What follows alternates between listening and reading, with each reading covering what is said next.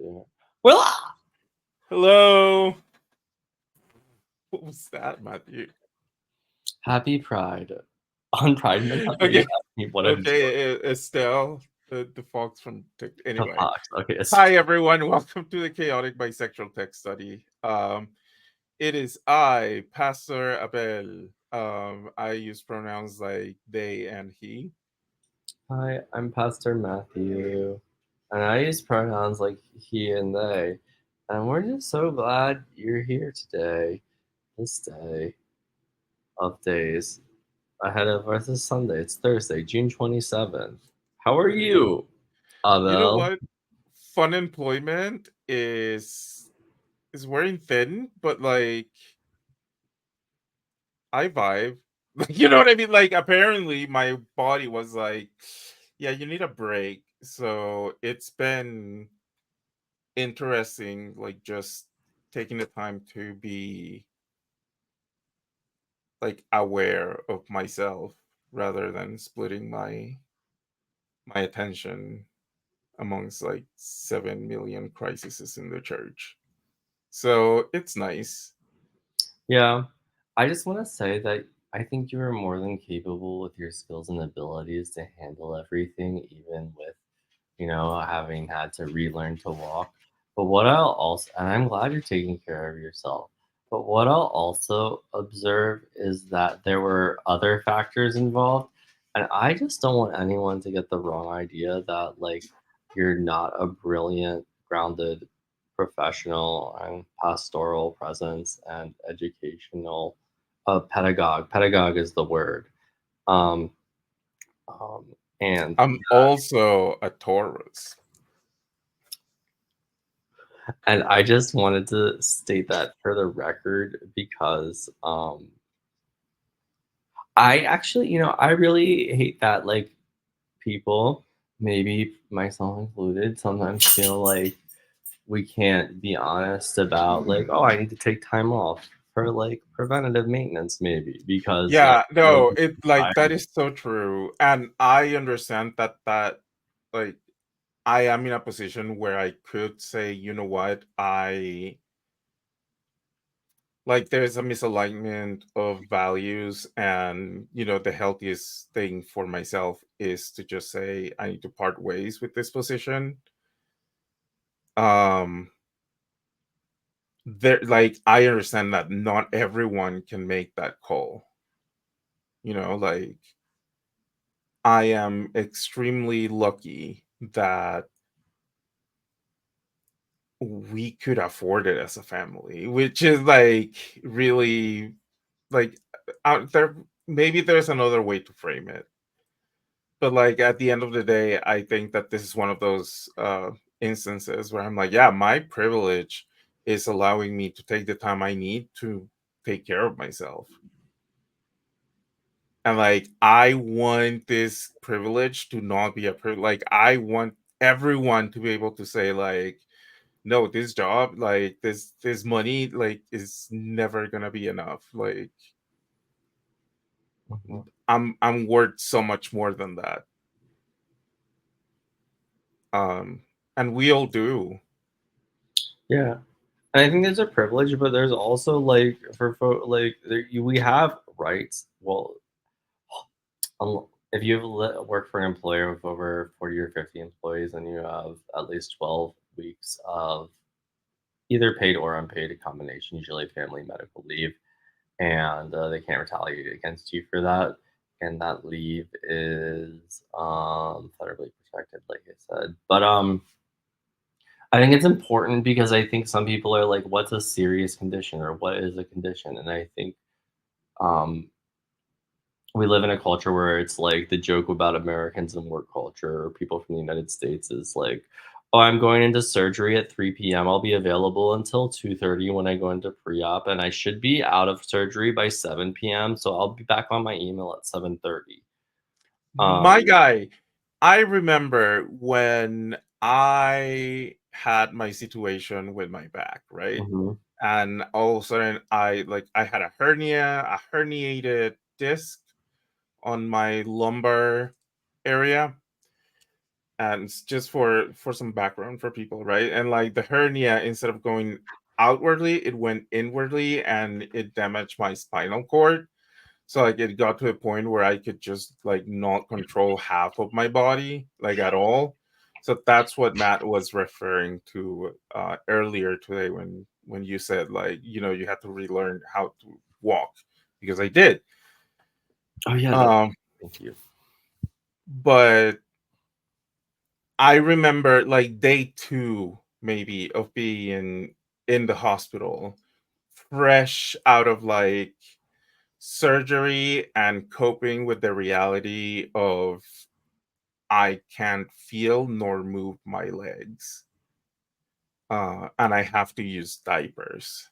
Like a complete shift of like autonomy, mobility, like welcome to life with a disability, right? Getting a text message from my bishop at the time saying, um, hey, I need your resignation letter from your call, and you have to also write a farewell note to your congregation. That was so freaking cruel. And for the longest time, I was like I gaslit myself into saying, "Oh no, this is because like she's charged with taking care of the congregation and she's prioritizing that." And like I gaslit myself into thinking that that was reasonable. Why? Because people of color don't get a lot of calls, because queer people who are out don't get a lot of calls. So it was like, okay, I'm gonna eat shit and just like chug along. But like we like it's absurd. Like what people expect others to put up with is incredible.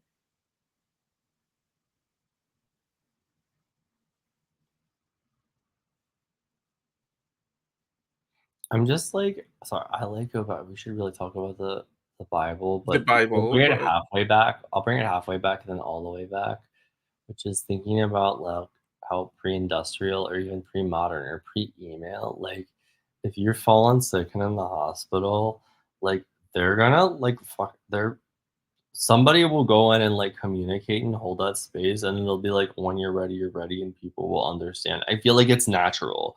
It's and like we live in such an unnatural way that expects us to be productive, and it just like it makes me sick to my stomach that an institution calling itself a church would would do that to anyone, but especially my friend. I'm a little biased. you are a little biased because like no one deserves that. I'm not. I mean, I'm a special, but not in that regard. Like everyone deserves the same kind of respect. We deserve a workplace where Twitter employees say that's it, that's hinged or more hinged than where I work. Not that's more unhinged than where I work. Anyway, Anyway, let me lead us pray, in pray, prayer. Yeah, yeah, yeah, pray yeah, us, yeah, yeah. pray us It's time away. to pray. Uh, Pray. God of units and systems, God of people and communities. We come before you asking for wisdom, from humility, for open hearts and open minds. Your will be done. In your name we pray. Amen. All right, the Bible story. The Bible story comes from the Gospel of Mark, 5th chapter, verses 21 to 43. I'm gonna have a sip of water first. Drink water, everyone.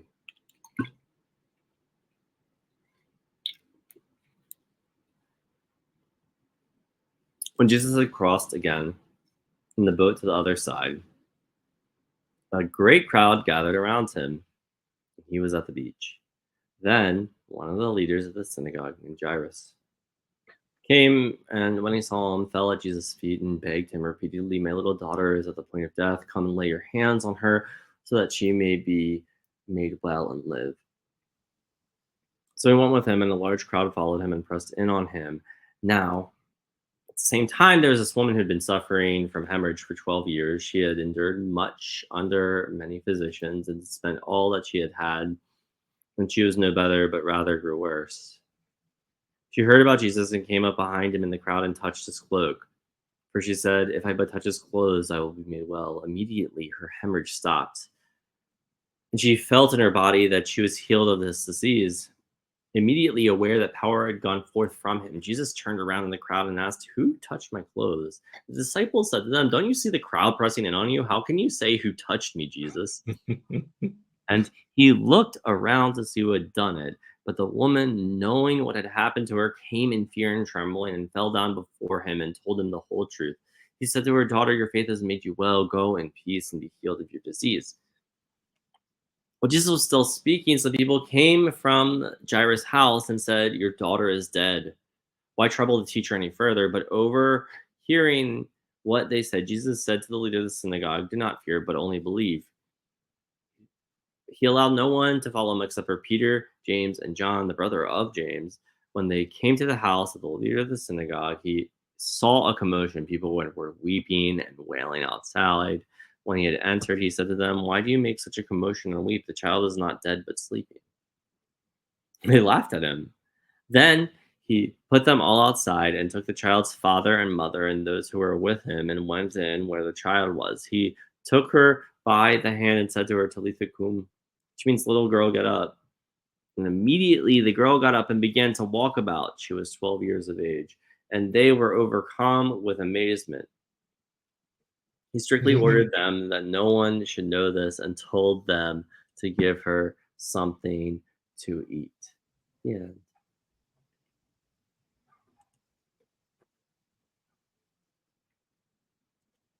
I'm hungry.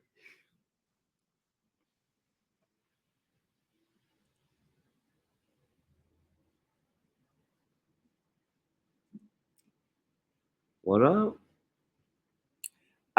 Actually, before we talked, I was thinking that I think this is one of the first texts on which I preached a sermon, and there's this. I'm realizing now that there's assumption that like there's some conflict between Jairus and Jesus, and maybe there was some tension, but that's not implied, right? And Mhm. that like arguably like Jesus was a part of the Pharisees movement and like these movement of Jewish leaders here, and it's really important to also know that like like the history, the actual history is that rabbinic Judaism comes out of the Pharisaic movement, so you can't just be like all Pharisees are bad, especially as Lutherans. So that's just a note when talking about Jewish religious practice. And you can be anti-Zionist without being anti-Semitic all at the same time, too. Amen. What's your take? What's your For like? me, like I think I'm sticking with my idea from before we started recording, which is this is just like such an absurd scene. Like there's like this comedy of like absurdisms and errors and just like wild snippets. Like this is like a very absurdist like slice of life of Jesus. Um and I love it. You know, like as someone who's always like, where is the chaos in the story? Like what is the counter reading of this? Like I really appreciate when the story sets up the absurd as mundane. You know, like there are all these things, there are all these errors and double entendres, and like this story is wild. And even through all that wildness, like God is still very present and acting, and acting in way of resurrection, no less. And I think it's beautiful that even Jesus is like kind of mocking the miracle, right? Like it's like, little girl, get up. Don't worry, everyone. She's not dead. She's just taking a nap. Like he's even making light of the whole situation because like, why not? Like I love that sense of whimsy, of that sense of like it doesn't have to make sense, but like God is still active through the whole scene. I like what you said about whimsy. I was thinking the same thing too, because I think like in the story, Jesus is very approachable. He's approached twice. I think a lot about how many people are afraid to approach our churches, or how approachable even are our churches, or are they even People accessible? are willing to laugh in front of him.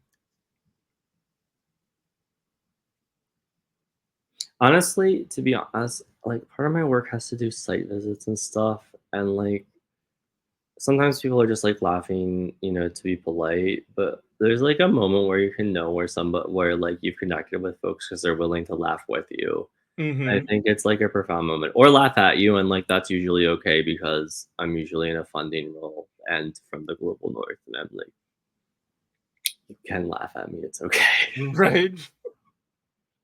Listen, the world's absurd, and here I am. Yep. And for me, that's kind of like the spirit of the story. Like the Uh, world is an absurd place. mhm. Here I am. And we want normalcy. And I think like the culture of the institution is very much like, oh well, that's special, or oh that's different. And I'm like, that, like it's a bad thing. And Jesus is out there just being like, okay, here I am. All right, we're gonna take care of this. And like, I don't know, have some confidence that like we're stewards of like of a tradition that claims to like be a physical representation of this of Jesus. I don't know. I just think about like colleagues in like social media, right? And sometimes I'm just like, there is no comedy of errors here. Like this is the best, most polished, refined, and packaged version of ministry we can give. Um, and I think that every last person who's been in a ministerial position can tell you that is not the case most of the time. Right? So like there's even this uh, yielding to a culture of like, if anything, fake it till you make it. And Jesus, I feel like Jesus is very countercultural in this story, where it's like, well, yeah, like all of this is happening, but like, it doesn't matter. Like, I'm still gonna raise this person from the dead, and tell like, and so that people don't start like freaking out. I'm gonna joke that she's just taking a nap. What is it like? That is such an auntie move from Jesus, honestly. Like, he's just trying like this joke to like break the tension, and he gets people to laugh at it, like at his expense, right? And then it turns out that it wasn't a joke. Like, this is such a cute story. I mean, there's something to be said about pedagogy too, um, and just modeling how we do things and like letting folks figure it out. And like it doesn't like Jesus is like, "Oh, you didn't sign the healing form properly. Oh my god, no, not the healing form. No, you got to talk to the healing ministries director for your region, and then they refer them to me. If I refer it to this person and the regional director doesn't know, then the regional director will then interrupt it because it's all about the policy and procedure and not about people's egos. No, it's wild. That, but like, it's and yet, like, That's if we've we missed the believe the point. story, Yeah. like, God is still in motion in that mess of bureaucracy, right? Which is a shame that the divine has to go through that. But like here we are. I mean, same, honestly. That's real. That's kind of beautiful. I was what you were saying in like creation of bureaucracy and like all of the mess and the whimsy and the capability is there's mass uprisings in Kenya, and honestly I haven't done too much research about it other than the fact of like the sources and the where they stand are sort of either strive to be either grassroots journalisty with like true like some scope of journalistic attempt at neutrality and not necessarily propaganda. Anyway, Mhm. there's this uprising in Kenya and student uprisings, some tax. But during the protests in some of the liberated zones where like the students were like had something and the police killed like 20 people too in Kenya. It was really horrible. But apparently students like designed ad hoc emergency rooms, like all of these different social services they designed like payment systems. Mhm. Like we have all of the technology and wherewithal to solve this and like go with it. And I think there is a whimsy to it, if that makes sense. I think we have to embrace that creativity and fun and dynamism and having to sort of go with the flow and roll with it. Yeah. And I think that's what worries me. Like, for example, like in terms of technology, right?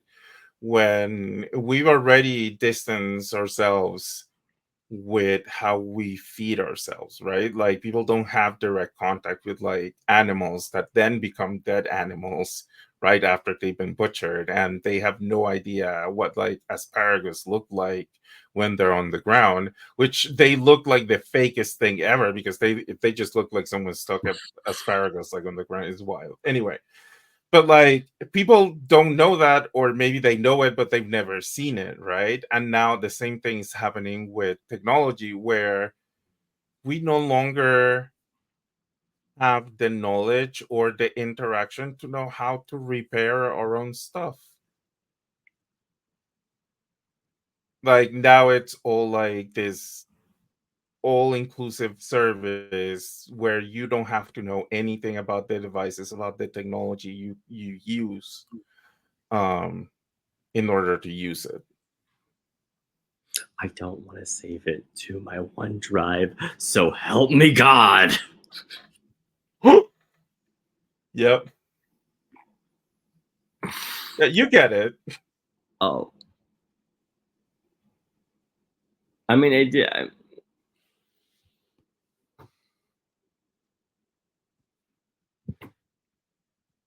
I'm so mad. I'm so mad all the time. Oh my god. It's exhausting to be this mad. Everyone, you're tired probably because you're mad because like right now we're watching like live on airs, which is somehow elder abuse and like also all of us abuse and also abuse to the global south.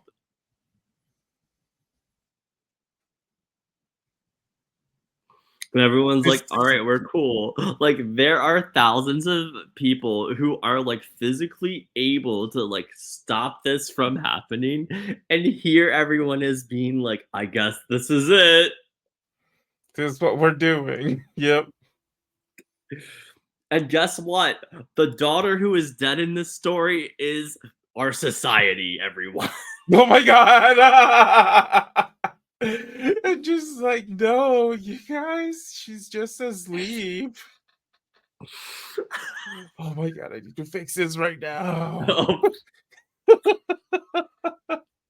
He's like, I think this might be connected to that woman, 12 years, 12 years. There is some things my other mother, Ashera, might will be wanting to talk about. Oh my That's off record, offhand joke for the dogma police out there. god. Anyway, but like, what about the gospel though? Because like it is such a whimsical story. It is such a whimsical slice of life. Where is the gospel? Maybe slice of life. We were talking about Miyazaki films and like the role of villains at coffee break at work today for in like Japanese or other cultural films versus US films anyway. Hmm. The gospel and the thing. I said it forever ago and I forgot what I said, but I stand by it. It's been a day. What? No, I couldn't remember my gospel statement that I liked earlier, and then I just had a flashback about how I can remember everything um, about policies, procedures, and laws and legal departments have said to me in my work at an institutional church, but I can't remember a Bible, and that makes me feel a little sad. Mhm. That's real. But a majority of my day-to-day functions are not having to deal with reading the Bible, so Yeah. LOL. What is the gospel for me?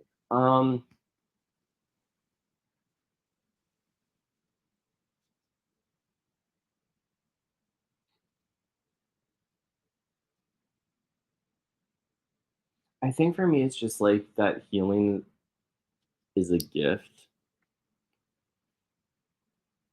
and I think healing can take place and does take place in chaos. Um,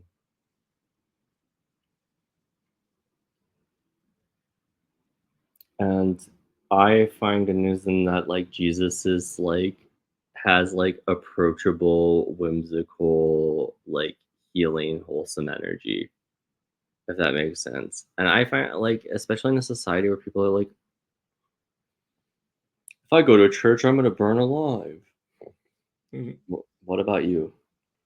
I think for me, it's definitely that idea of like, yes, in the midst of like all this chaos, like healing and resurrection are still one happening and two part of the chaos.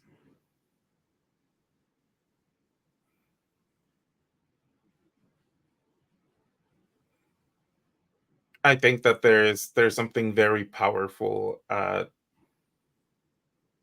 recognizing that power like resurrection is beyond the structures of respectability. Like it happened where it happens and when it happens. And we even make light of it because that's not the point. Mm.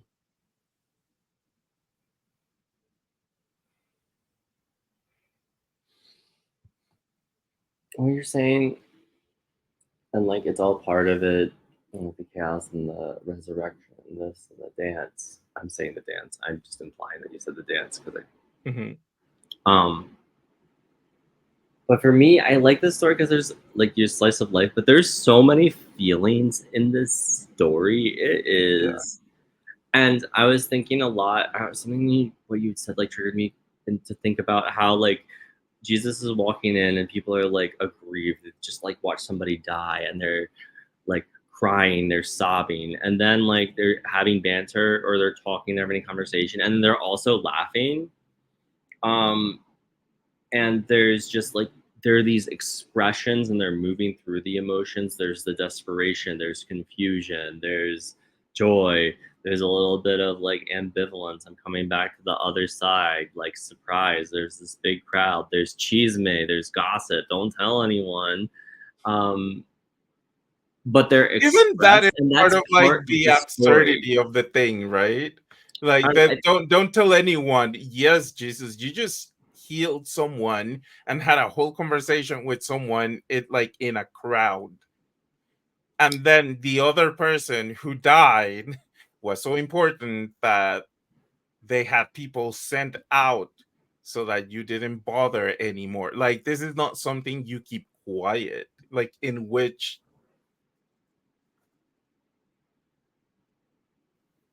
it's not that you can't keep it quiet, but like how it's already happened, it's already out there. There's Yeah, it's like, and like, but I think I'm just thinking about like I don't know my own people, and we gotta really.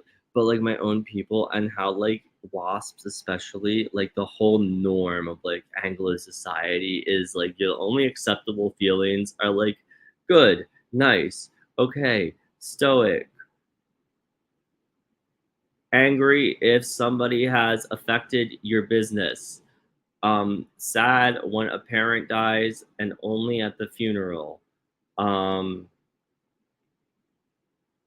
no expression because showing the expression is like weakness, and there's so much shame like No, I no, hate no, no, no. feeling like I know where white people put this the gossip. I know where they put it. HOAs.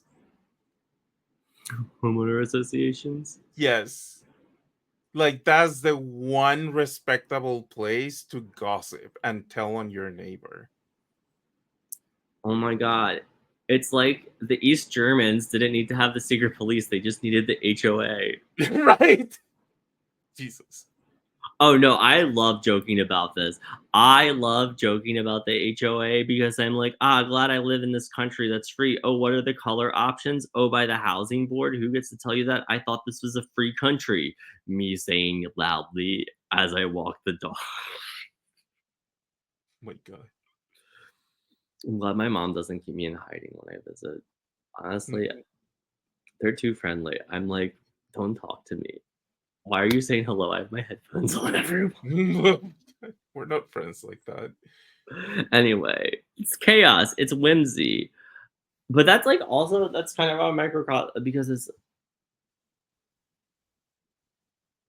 honestly I don't feel safe like there. I was like, but like I guess I do kind of feel safe, but it's just I have to like mask and like get myself so in and I'm like, oh, this is normal and it's a lot to navigate, I guess. And I think that there's a freedom in the story that's implicit and affirmed. Mm. That's the Yeah. show. That's the show. Have some drink your water. Yeah, take your meds. Care of self is care of creation. So, you're doing great. Happy Pride, everyone. Pride. Happy Pride, everyone. That we'll be around. Come to the Pr- gathering. We'll be there. Say hello. Goodbye. Promise. Bye.